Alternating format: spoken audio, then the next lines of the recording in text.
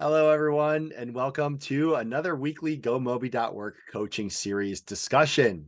We are excited to have you here with us today, and we are going to be talking about bringing people into your culture of coaching, which is a topic near and dear to our hearts, something that every single one of our customers has success with.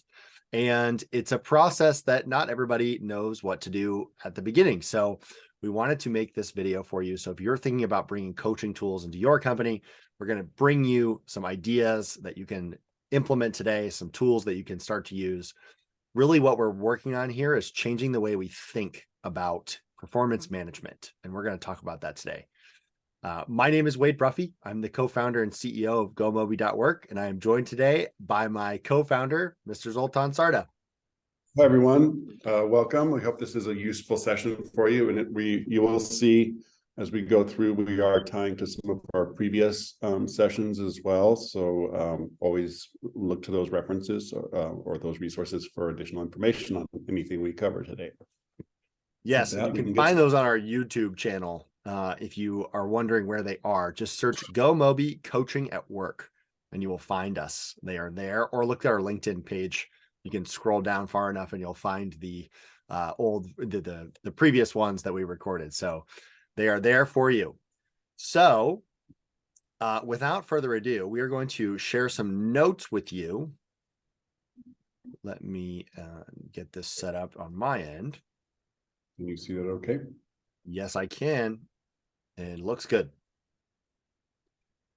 All right. So we covered our title. And so we have three sort of concepts we're going to look at today. And the first one is really thinking about a big part of the culture of coaching really has to do with the concept of growth mindset. So I did, Carol Dweck's work in mindset, where she talks about like, how do we keep people having this growth mindset? And it's actually this first conversation we're going to talk about is like in any organization that's working to get better at what they're doing.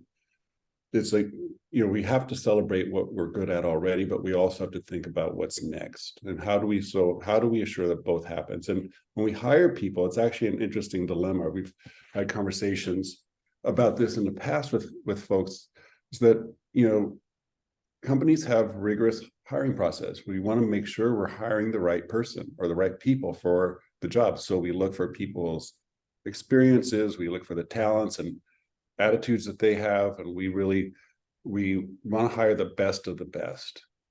And from an employee's perspective, it's actually an interesting thing. I'm hired because I'm really good at this. But actually, what we want them, to really think about, you were hired because of your past skills, but really, we're not satisfied in our organization with what we're currently doing. We're always thinking about, instead of best practices, which you were hired for your abilities, your knowledge, all these things, all the things that you do well. Those are your best practices, but we are striving for better practices. So day one, like, how do we get people to say, yes, let's celebrate, you're really good at this stuff, and how are we going to get better? Like, the goal is growth in this organization. And so that idea that the company is really saying, the organization is really saying, our goal is to support your development, to be more innovative in your work, to be more creative, be more effective, any of those descriptors of what we want people to be. And so again, this concept that just really framing it clearly, everyone in this organization is working towards doing things better than we did before, whether that was when you're in another company or now that you're here.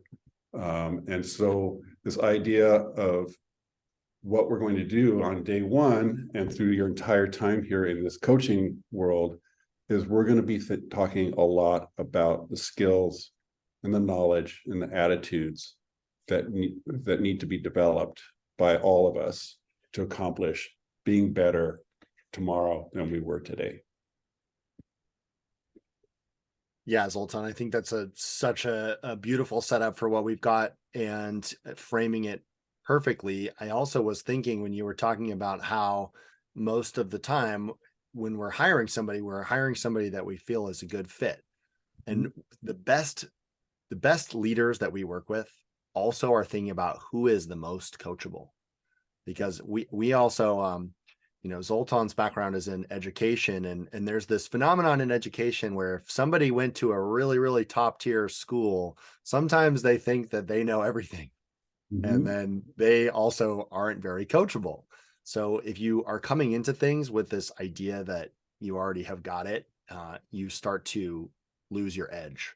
So part of what we want to talk about today is that we need to start to talk about these things, and as a team set these priorities. So we want to not only talk about the people that are new to our team, but also the people that have been on our team. So whether or not somebody is just joining or whether they've been there for a while, one of the things that you want to do, if you're whether you're starting this culture from scratch or you're starting to develop this culture, maybe in an organization that's already existed, is you want to set these development goals immediately. And we're going to talk a little bit more about what a development goal is versus a maybe achievement goal later in the presentation. But the other thing that is going to be really important for you is to help people understand, for obviously your leadership team that's leading the charge here, but to help everybody understand the structures that are in place to facilitate coaching within the organization. So we've got a tool that we love, which is guiding principles to help foster alignment. We talk about O3s a little bit. Zoltan will give that example.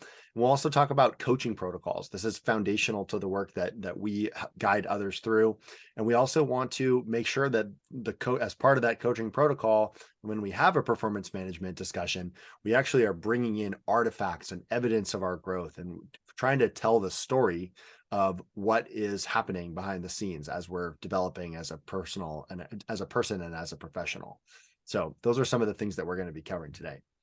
Now, the first thing that we want to understand is really um, we need to have people understanding what is coaching and what is going to be coached on, because this is something that people coming into your organization, or whether you're doing this from scratch or you're doing it, most likely doing it as part of a shift that you want to achieve in your business with your team, you need to understand that people are coming from different backgrounds, and management is very irregular. One of the things that I was realizing during a conversation with a customer earlier was that management styles vary greatly, and people are going to have really different experiences, really different opinions. Different things and different business practices work better for different people. So we need to understand that people may have had very little experience with coaching. You watching this may have very little experience with coaching. So we need to understand how to translate previous experiences with performance improvement into what we're building today. So we're going to talk about how to bridge that gap, and really it starts with really creating these structures, because the structures are super important. So when we're understanding what is getting coached, one example that I thought of for this was around sales. So traditionally, if you've ever been in a sales team or maybe even an engineering team, um, what you're being coached towards is maybe at the beginning of the quarter, you set some OKRs. You set up like, hey, this is our objective that we're working towards. These are the key results. So if you're in a sales management situation, you're the sales rep, you might go to your sales manager on the weekly one-on-one meeting, and they're going to say, how's it going with Acme Inc? How's it going with Walmart? How's it going with this XYZ customer or the XYZ account that we're trying to work on and sell? Now you might say, I forgot to follow up with them, and I should probably do that. Or hopefully you've had a conversation and then you're talking about what's going on. But the point that we're making here is it's really easy for us to focus on the task at hand rather than what's going into it for us.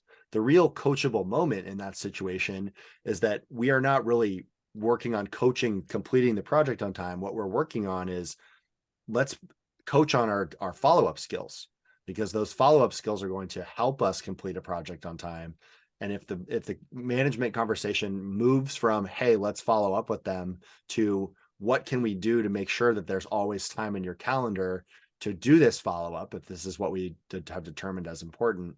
So we're shifting the coaching from, the kind of drive, like you're not driving towards the goal itself always, like that goal is always there, but you're really looking at the behaviors that are leading into that goal and really trying to do that in the moment rather than looking at it post project and saying, well, you could have done this better. Well, guess what? Project's over. It's already too late. So that's something that we were thinking about there. So the OKR model is something that we see all the time. It's a very effective way of managing. However, it's really effective if you can go beyond OKRs themselves and start to marry that with the development conversations that can be happening, because we are developing by doing the work. That's part of what we do. That's part of how we learn. So we need to foster a coaching environment where people are getting really good exposure to things through reaching for those OKRs. But really the manager's perspective is, I'm going to focus on the behaviors, the practices, the knowledge, the skills, the abilities that are going into the achievement of this OKR as part of my performance management versus checking in and seeing how it's going. The check-in is very ineffectual. It's very surface level. You might keep things on track, but is that person really learning, or are you just kind of going along the step together? So that's part of the difference there. The development also is that part of that is that you're going to be able to the employee, the teammate is going to be able to translate those skills into other things. So if it's helpful, think about it is in the sense of, am I coaching on what's right in front of us? Sometimes maybe that's applicable. Or am I coaching on something that is going to stick with this person beyond this project, maybe even beyond this company, this role, etc. You're trying to be more in the second camp more often. And obviously there's going to be situational stuff that comes up. That's super important. Got to address some things sometimes. But if you're thinking about it in the lens of what is going to be durable, what is going to be lasting, what's going to stick with this person, that becomes a much more powerful performance management conversation because of the enduring nature of it. And I think you made a really good point about how that happens a little bit earlier when you said that, are you coaching after the fact, or are you coaching while the work is being done? Mm-hmm. And I think we have both experienced in working with different organizations that often the default is like coaching after. So what happened? How can we do better? But like those sticky skills happen when, okay, if I get some coaching on this today and I try it tomorrow, I work on it tomorrow in this project, it's going to stick better. So here's just an example, and Wade gave a sales example, but this idea, this is if I have a group of project managers that I'm supporting in their development, I might have, one that has an objective for this project manager is to complete that product development project on time. So this is kind of a common thing that we see in organizations. So, and what we have seen at times is like, the coaching around this is really, if this is the goal, like to complete the product development project on time, really what you're doing is like looking at, are things being done sort of, are you looking at your calendar, how much time is left, how much part of the project, but you're not really looking at the skills and the knowledge that Wade referred to. So this idea of, in this concept of like, I'm a project manager, I'm managing a team working on a product for a client. There's skills that are involved with getting that project done on time. And then as Wade says, these are the transferable skills. So one example of this is, how am I doing with running my effective team meetings? So am I creating effective agendas? Do I need support in that? Am I making sure that all the members' voices are part of the conversation, so that we have everybody's perspective on the team? We're going to get a better product if everybody's voice and perspective is involved in it. Am I communicating effectively? What are the strategies I'm using to communicate with the team and with the client? And how can I get better at those things? So those are some skills that we can develop. We can also think about, what's the knowledge I need to develop. So I'm a project manager. I might be working with engineers and marketing folks. I might need to build my knowledge about what are the engineering issues, or what is the marketing strategy. So I'm coming at my sort of support of the team from that perspective of understanding what their work is. Or maybe it's like really understanding, what does the client want? Like, what is their background? What makes their company tick? How do they do things, and how can we make this product we're developing for them fit into this? And then also this idea of, what are those strategies that I can take into, like, for extending knowledge. So how do I go to an engineer and find out, get the knowledge that I need? If I don't have an engineering background, how can I go talk to that person and get some information about how to how to build my knowledge of what I need to do to support the team better?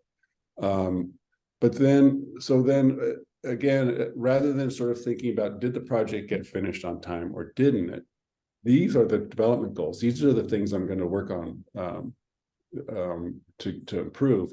And the nice thing about these, there's that concept in all this work that we talk about, and we talked about it in earlier conversation, about where's the locus of the control. It's like, where's the center of the control? Is the control inside the employee, or is it outside of the employee? And these pieces here, any one of these things on this list, and other examples that would apply to any other job or role, those are under the employee's control. They can get better at creating effective agendas. They can bring an example of an agenda to a coaching session and say, hey, how does this look? Is this going to be useful? Do you have some suggestions on this? They can do, we were talking a little bit earlier about evidence for how do you raise team members' voice. You can have somebody observe your team meeting, and like, how many times did you tell people what to do rather than ask them to, a question, or prompt them with something so it gets them to talk. So there's lots of kinds of evidence that we can think about. And so again, the idea of communication. So bring your emails. How are your emails clear? Or if you're using Slack or whatever it is that you're using, how, when I communicate to my team, is it clear what the agenda is, what the priorities are, what we need to develop? So again, that idea of the employee being in the position, we talked about this earlier in the earlier session, that they are the one in charge of bringing the artifacts to the coaching session to say, so this is evidence of my development and my where I need to grow. How can you coach me, and how can you support me on getting better at this in relation to these artifacts?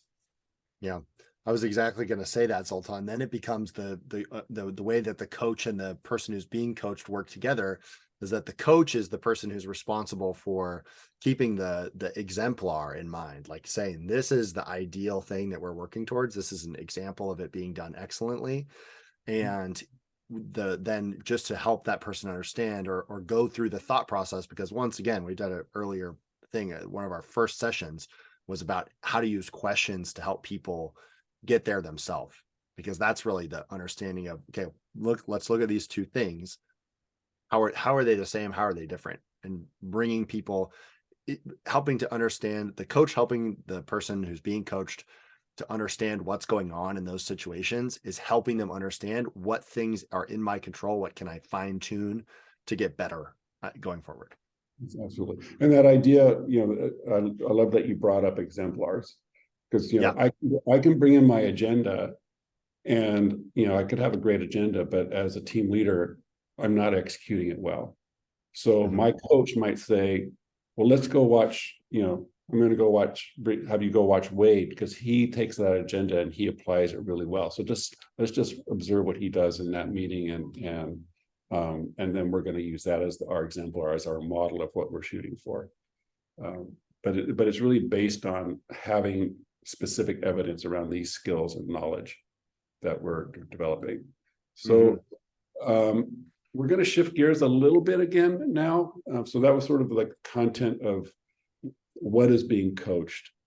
but I think we talked a little bit earlier about like how do we maintain how do we maintain that growth mindset in our employees? Presumably we hire people with growth mindset, but how do we really maintain it? Oftentimes companies unintentionally, there's unintended consequence to what we do on our first day with our employees or our first week with our employees that can actually demotivate them to sort of engage in the work in the way we want them to. So like this idea of really thinking about when we get a new hire in, what does their first experience look like and feel like with this organization? How do we invite them into being in this enriched learning coaching environment? And how do we invite them to build relationships around this work? So there's just a couple of questions that like how thinking about what does that first week look like for an employee? And actually, we're of the opinion that the longer you can extend their onboarding so that they really build the relationships, that they really build deep connections to the organization, the more you can extend that, the better it's going to be in the long run. Sometimes we get focused on the pragmatics a little bit too quickly. But like this idea of, in their first week, are they going around and connecting with other team members and leadership and just really building those meaningful ways? Are they really building a connection with their coach, with their supervisor?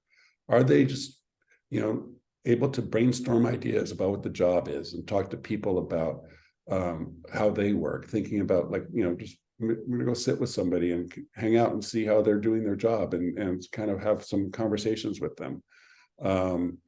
Talking about some, I come into the company day one. What are my goals and aspirations? What do I want to get better at? Just talking about those things.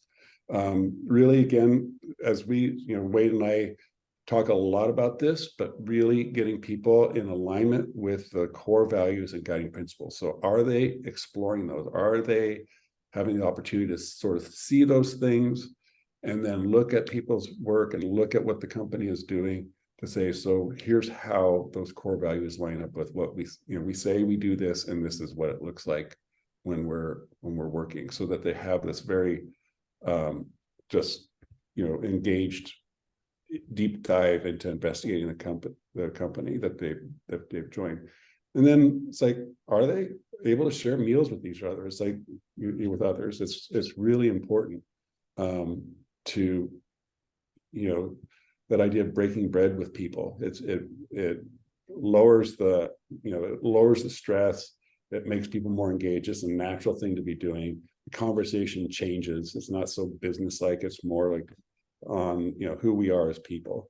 Or this idea of our new hires, and I've worked at several places. Most of the time, my first days, we're doing things like I'm going to go in and HR, a little room with somebody. I'm going to fill out a bunch of paperwork. Then I'm going to go meet with a tech person and get my email set up. I'm going to do all of those things. And these are important things. They really are. We're not saying they're not important. Am I looking at the regulations for my job? So this is what I'm supposed to be doing. This is where, these are outside the lines of what we're supposed to be doing. It's like all this sort of policy stuff. Is my first day or week, if I leave the first day of my job, is my memory of it going to be these things on the right, or is it my memory going to be these things on the left? And what we're saying is, how can we emphasize the things on the left, so that and maybe defer some of the things on the right, but it doesn't mean they're going to go away. These are important things, but how can we make it so that a new employee comes away going inspired? I met some people that are really great. I'm really excited to be working with them. That kind of attitude at the end of the first day. And just going back, Wade and I always like to go back to like, what's the theory behind this? Like, what's the why of that idea of the building those relationships and building meaning. So those kind of experiences we talked about here on the left, they're really about building the concept of meaning. And so again, from Edward D.C. and Richard Ryan's work on self-determination theory, which is really sort of the gold standard on what motivation theory is, that meaning is one of the three pillars of motivation. So there's autonomy. Do people feel they have power? Do they feel that they're competent at what they're doing? And is there meaning behind their work? Meaning understanding, like, I want to be in this work, and then I also have good relationships with other people. So it's going to build that motivational factor from day one coming in. And then it's also, these relationship pieces are critical for maintaining that growth mindset. People have to stay in an open and vulnerable place to maintain a growth mindset.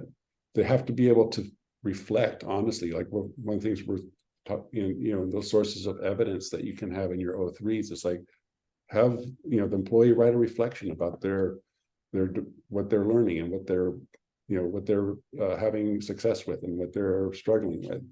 And then also just that idea of being part of that community, that we're all learning, we're all moving, we're all working on building better practices. So Wade is going to move us through a exercise. Yeah, and as we get started with this exercise, I also want to say that as you're thinking about these, if your team is remote and you don't have a regular session where you're getting together, one, we would say it's really powerful. I'm sure everyone listening to this is aware that getting in the same room as people is just magical. So we always encourage people to try to do that, to build relationships. And there's also great opportunities for virtual connection as well. I just became aware of a software tool that basically allows you to create a virtual office, and you can drag and drop yourself into different rooms. There's all kinds of cool stuff out there. So just think about this in terms of, what is the feeling that I am trying to generate for people, and what is the experience that I want to give them? Because ultimately, if people start experiencing your organization, your team, your culture as a place where these kinds of things happen, that's what culture is. It isn't always a set of static rules about things, and those do come in, but it's also more about, what are the things that we regularly experience? What are the things that we regularly feel? How are the ways that we talk to each other that dictate what the culture is? So think about this, and we want you to answer a few questions here just for yourself. One would be, to what degree does our organization prioritize these experiences? The other one would be, where are we not doing a great job? Where are we overemphasizing pragmatic things? And once again, we love pragmatic things. There's a time and a place, especially in HR. Anybody in HR that's listening to this, you understand that these things are really important. There's a lot of legal things that we need to be concerned about as HR professionals. So absolutely saying that those are important.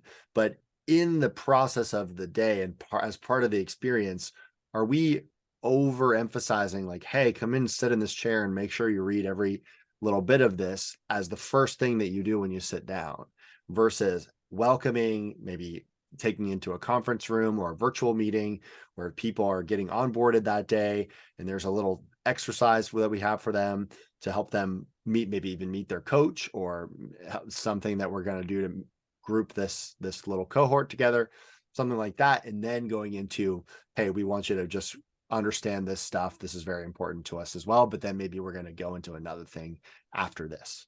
So just trying to think about how these things can coexist with each other a little bit more than they do in a lot of businesses today. So that is how we would like you to think about just to a few reflections for you today. But if you have any questions about this, write us a note. We're super, super happy to talk to you about this anytime. We love nerding out on this stuff as much as anyone. So send us a message. We would love to speak with you about it. We got lots of ideas. So we hope this talk was super helpful for you. Yep. And thank you for joining us. And again, a couple of resources that we always want to promote: Carol Dweck's Mindset. So, I'm sure many of you have a copy of that on the shelf. And then also digging into that self-determination theory is really helpful in thinking about this kind of work. Thanks for joining us. Fantastic. Thanks everyone for being here. We'll see you next week for a very special guest.